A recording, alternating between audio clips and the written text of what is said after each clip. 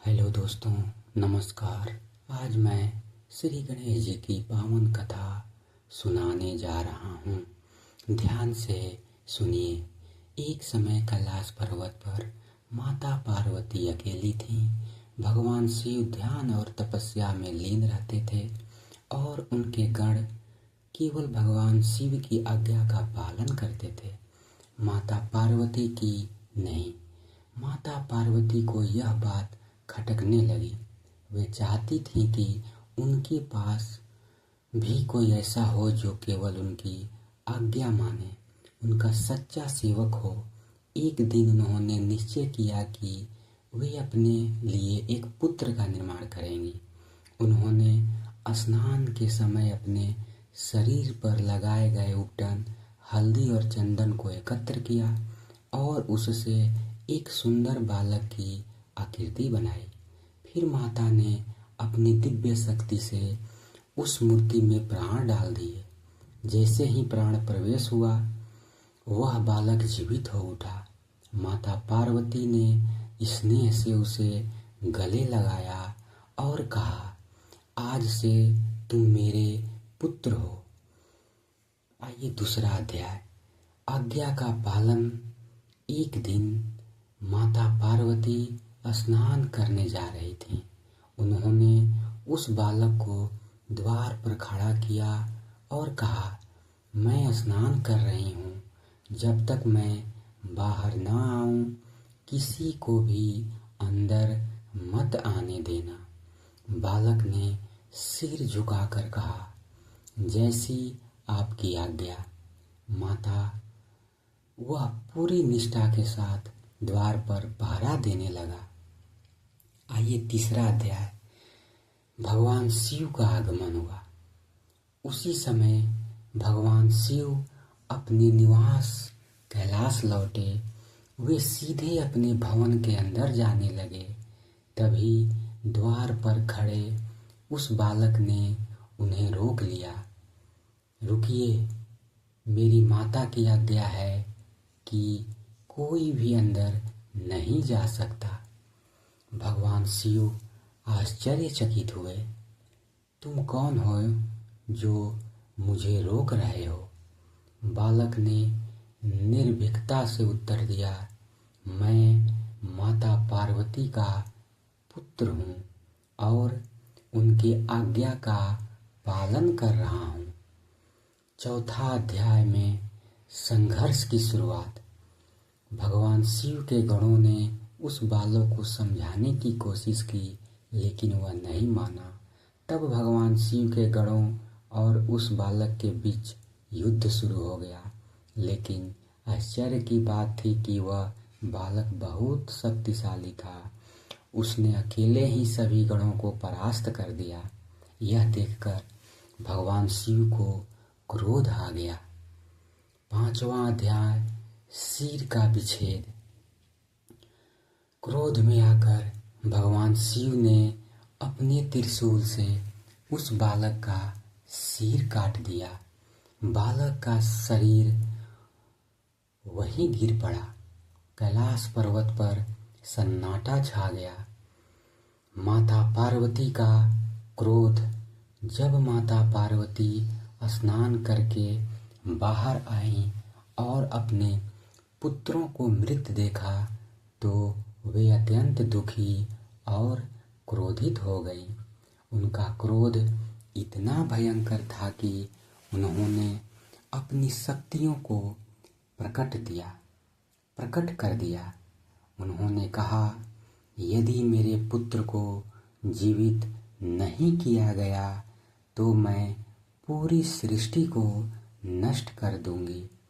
देवताओं में हाहाकार मच गया। हाथी का सिर।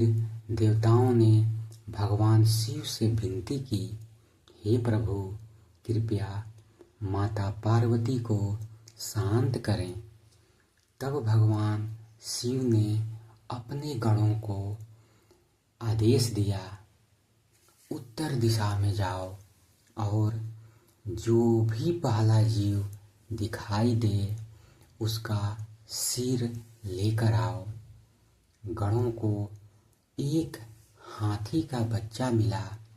वे उसका सिर लेकर आए। भगवान शिव ने उस सिर को बालक के धड़ से जोड़ दिया और उसे पुनः जीवित कर दिया। इस प्रकार जन्म हुआ हाथी के मुख वाले गणेश जी का। 8वां अध्याय में प्रथम पूज्य का वरदान।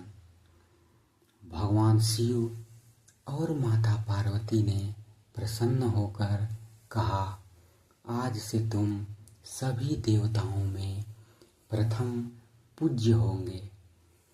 कोई भी शुभ कार्य तुम्हारी पूजा के बिना शुरू नहीं होगा। इस प्रकार गणेश जी को सबसे पहले पूजे जाने का अधिकार मिला। बुद्धि की परीक्षा एक बार देवताओं ने गणेश जी और उनके बड़े भाई कार्तिकेय की परीक्षा लेने का निश्चय किया। उन्होंने कहा, जो पहले पूरी पृथ्वी का चक्कर लगाएगा वही विजेता होगा।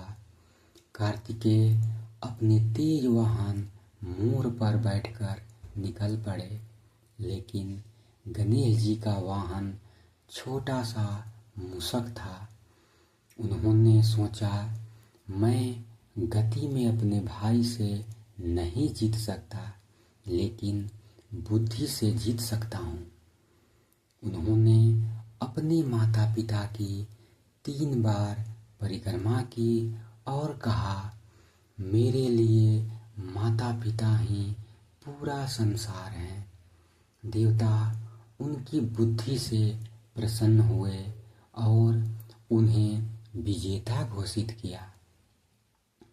महाभारत के लेखक एक और प्रसिद्ध कथा के अनुसार, जब महर्षि वेद व्यास महाभारत की रचना कर रहे थे तो उन्हें एक लेखक की आवश्यकता थी। उन्होंने गणेश जी से निवेदन किया। गणेश जी ने कहा, मैं लिखूंगा, लेकिन आप बिना रुके बोलते रहेंगे। व्यास जी ने भी एक शर्त रखी, आप हर श्लोक को समझकर ही लिखेंगे। इस प्रकार गणेश जी ने महाभारत को लिखा।